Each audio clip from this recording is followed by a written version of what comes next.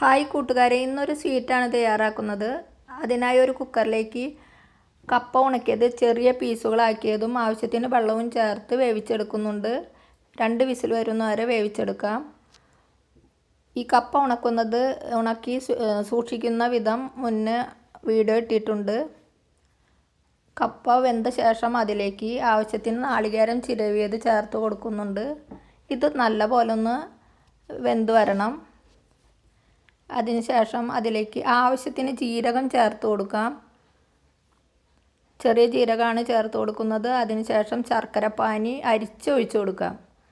അതുപോലെ അരിച്ചൊഴിച്ച് കൊടുത്ത് നല്ലപോലെ ഒന്ന് തിളച്ച് വരട്ടെ. അതിലേക്ക് കുറച്ചൊന്ന് സോൾട്ട് ഇട്ട് കൊടുക്കുന്നുണ്ട്. 2 ടീസ്പൂൺ വറുത്ത അരിപ്പൊടി 1 ഗ്ലാസ് വെള്ളത്തിൽ കലക്കി ഒഴിച്ച് കൊടുക്കുന്നുണ്ട്.